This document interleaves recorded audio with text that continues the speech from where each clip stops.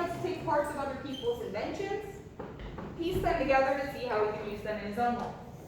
That does mean, though, that he loves gadgets. Whether or not he invented them, they are throughout the entirety of Monticello. One of his favorites is the polygraph, right there on the center of his revolving desk. Now, it is not a lie detector. It's actually a copy machine. You said his what desk? Revolving desk, so the top of that desk spins. Now, the polygraph is designed so that two pen-like pieces move together, so as you write with one, the other one moves exactly the same way, meaning you can put two pieces of paper underneath and get two copies. And if you just write one letter. Now, Jefferson will write nearly 20,000 letters in his life. We have copies of most of them because he'd send one off, and the other one he would, of course, as we all do with all of our letters, file them away alphabetically for our own records, right? Isn't that what you all do at home? Sure. Yeah, sure. With all those emails. Yeah, with all those emails and letters we write these days. Now, I had a question about the bed put into the wall. In here are some of the architectural features that Jefferson sees in Europe and he builds into that second edition of Monticello. First and foremost, the alcove style bed. We'll see these throughout the entire house. Jefferson's probably the only one who actually likes sleeping in the alcove bed. His is also the only one that's open on both sides. Now, we're saving space. The same reason we have no grand staircase in the entry hall. Save space by putting the bed in the wall. You don't have a giant piece of furniture in the middle of the room. Jefferson's tall. He's 6'2½". His bed is 6 feet 3 inches long. Can't waste the space above it either. Turns out into an off-season closet. Those holes are cut out for light and air ventilation. There's a ladder behind that door for access. So Jefferson would not be the one going up the ladder. Likely it would have been some of the enslaved domestic servants, possibly the head butler, Burl Colbert, or his chambermaid, Sally Hemings. Now you also see Skylight in this room. First of 12 at Monticello. We'll see more of these upstairs on the third floor because that's the only way that he likes the third floor is with skylights instead of exterior windows. It's in this room in 1826 that Thomas Jefferson dies. On July 4th. Wow. 50th anniversary. The signing of the Declaration of Independence. He's 83 years old.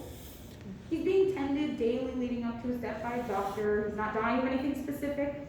Mostly old age ailments. But Jefferson will wake up in the mornings asking, is it the 4th yet? Seeing if he can make it to that anniversary. Family and friends will come in, paying their respects. Jefferson dies in the morning on July 4th, 1826. A few hours before his longtime friend, sometimes enemy, depends on the year, John Adams, who dies the same day but in the afternoon up in Massachusetts. Not knowing that Jefferson's preceded him, however, Adams' last words are Thomas Jefferson survives. Now let me take it one step further for you and tell you that 5 years later, on July 4th, 1831, James Monroe dies. Wow. Meaning that 3 of the first 5 American presidents died on Independence Day. What do you think? Weird coincidence? Come on. That's interesting. Now we're getting to the entertaining spaces next. So back into the public side of the house.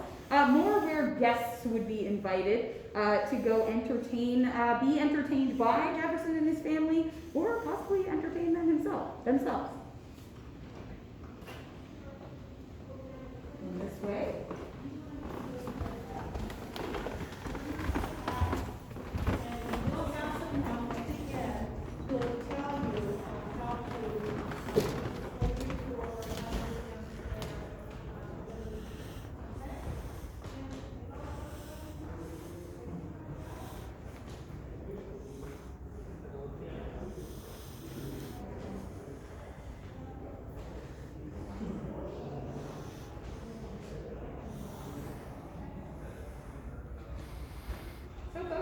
Parlour. Might as well start with the parlor trick, right? If everyone watches that close the door, demonstrate some Monticello gadgets for you.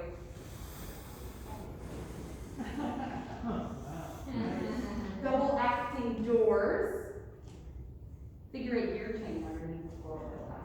Move together. So as promised, gadgets all around this building. Now we're here in, again, the entertaining rooms.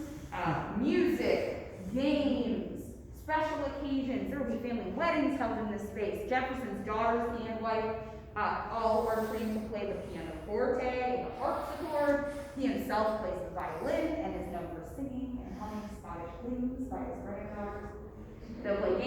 chess or children's games as well, because this is also a living space for the family. In Jefferson's retirement, his daughter Martha's running this house. She has 11 children. Oh my God. And about 9 of them are going to actually grow up here. We'll talk more about them as we get upstairs. But you can understand it's a pretty active space in Jefferson's retirement. So it's Martha and Maria? Martha and Mariah are his 2 daughters that live to be adults. His daughter Mariah dies when he's pregnant from complications of her own pregnancy and childbirth. Okay. And then Martha is the only child he has that actually survives both of her parents. Now in this space, you see a lot of Jefferson's art collection. But really what you're seeing are conversation topics. You got Ben Franklin up there, huh? Yeah, let's start over here. Benjamin Franklin, right? Friends and contemporaries all around this room. People whose ideas Jefferson respects and might want to talk to you about. So not only Benjamin Franklin, but you've got George Washington above the door. That's John Adams there, and a young Thomas Jefferson. Maybe he wants to talk about his own ideas. Anyone know in the black frame who that is? It's not Russian. That's the Marquis de Lafayette. French general. It's going to help win the American Revolution. Over on the left, we've got explorers of what they call the New World, right? Columbus, Vespucci, Magellan, Cortez. And then above the large mirrors here, we see 3 portraits that Jefferson puts together on purpose because he calls these the trinity of the 3 greatest men the world has ever produced. Isn't that a title? Okay. 3 men of the enlightenment. Shakespeare. You know, it does look like Shakespeare, but that is actually Sir Francis Bacon on the left, okay. father of the modern scientific method. In the middle, Sir Isaac Newton, physicist who discovered gravity. And then on the right is British philosopher John Locke. Now, John Locke is the one that says men have the natural rights to life, liberty, and property.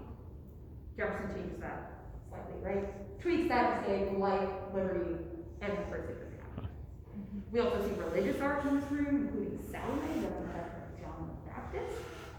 Jefferson has his copy commissioned in France, and then he will have it brought back and uses it kind of as an opportunity to talk about religious freedom, religious tolerance, and his views on religion, which he's not particularly religious himself, but finds it to be a fascinating topic of conversation. Now, we're going to head into the dining room, continue our tour of the entertaining spaces. These are more of invitation spaces, not for those uninvited guests that made their way up. What is that? Yeah, scientific gadget again. This is a vacuum pump, so it shows you the scientific principles of what happens in a vacuum. Oh, okay. Stay with me. What the hell? This is very yellow. It is indeed very yellow. Yeah, I'll tell you a little about the color.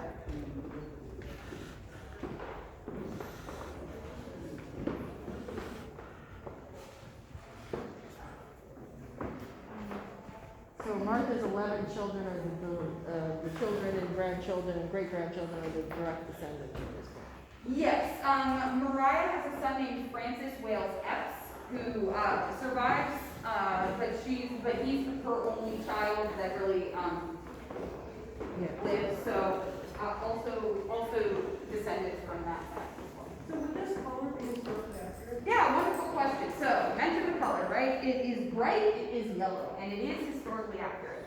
So our curatorial staff could do something called microscopic paint analysis, where they take thin layers off the walls to determine what the paints are made out of and when they may have been on the wall. Now this color is called chrome yellow. It was in this room after 1815, which is when it started being produced. It is 33 times more expensive than your average white paint for that time period, so you think Jefferson's probably trying to impress a little bit, but also likely trying to brighten up the room, because we've entered the north side of the house, so it's generally going to be darker and colder. You see double pane windows, double pocket doors here as well. That's to help insulate heat in the wintertime, because even though every room on the first floor does have a fireplace, Jefferson does not allow them to be lit until it's 55 degrees in this house. Now, food in this dining room here would have been served to tables that were movable and foldable and in and out to preserve privacy of conversation, to enhance smaller groups to have better conversation as well. Food was half French, half Virginian, as one guest called it. Dishes that we still enjoy today, served at Monticello and Jefferson's time, like macaroni and cheese, French fries, Belgian waffles, vanilla ice cream, all eventually featured on the menu here. Partially because when Jefferson goes to France, he's accompanied by his two daughters and by his two enslaved people, Sally Hemings and her older brother, James Hemings. In France, James Hemings trains as a French-style chef. James and Sally Hemings both use an interesting opportunity. When they are in France, we will have folks come in just a minute. We'll get out of this room and we'll go upstairs in just a second. So Jefferson does have, or James Hemings has the opportunity while in France to negotiate for his own freedom, as France had abolished slavery at that time. He does negotiate with Thomas Jefferson, trains his younger brother Peter when he returns from the United States, but in exchange earns his papers of manumission, one of only 2 people to ever receive formal papers of freedom from Thomas Jefferson. We're going to head into